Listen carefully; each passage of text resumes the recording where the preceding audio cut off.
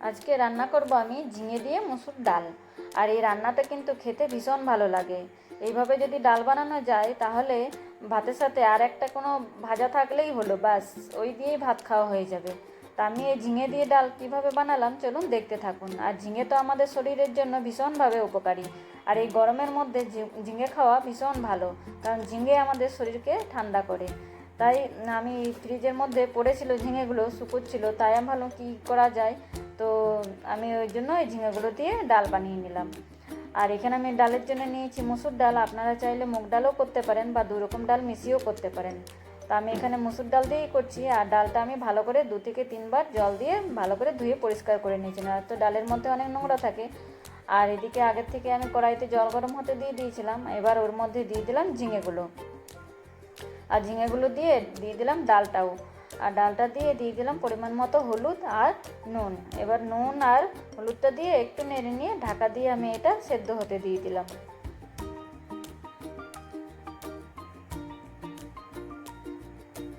এবার এটা সেদ্ধ হয়ে যাক। এটা সেদ্ধ হতে 5 মিনিট মতো লাগবে। আমি আর প্রেসার কুকারে দিলাম না, আমি কড়াইতেই ডাল তৈরি করে নিই, তাহলে কি ওর স্বাদ একটু বেশি ভালো হয়। আর এদিকে আমার ডালটাও সেদ্ধ হয়ে এসেছে। আর ডালটা কিন্তু খুব বেশি সেদ্ধ করব না, মানে একদম যে গলে যাবে সেরকম করব না। ঝিঙেটাও আমার সেদ্ধ হয়ে গেছে আর ডালটা একটু দেখুন দানা দানা আছে, এভাবেই আমি সেদ্ধ করব। খুব বেশি সেদ্ধ হয়ে গেলে সেই ডালটার কিন্তু টেস্ট আর আসবে না। তো এবার আমি ডালটা নামিয়ে নেব। ডালটা আমি নামিয়ে নিয়েছি। আর কড়াইতে এবার দিয়ে দেবো বেশ খানিকটা সরষের তেল, আর দিয়ে দিলাম ওর মধ্যে 5 ফোড়ন। এবার আমি ডালটাকে ছকে নেব। 5 ফোড়নটা দিয়ে এবার ওর মধ্যে দিয়ে দিলাম বেশ খানিকটা রসুন কুচি। আর রসুনটা একটু লাল করে আমি প্রথমে ভেজে নেব। রসুনটা আমার লাল করে ভাজা হয়ে গেছে। এবার ওর মধ্যে দিয়ে দেবো কুচিয়ে রাখা পেঁয়াজ। আর পেঁয়াজটাও একটু আমি হালকা লাল করে ভেজে নেব। খুব বেশি কড়া করে ভাজবো না, কিন্তু একটু লাল করে ভাজবো।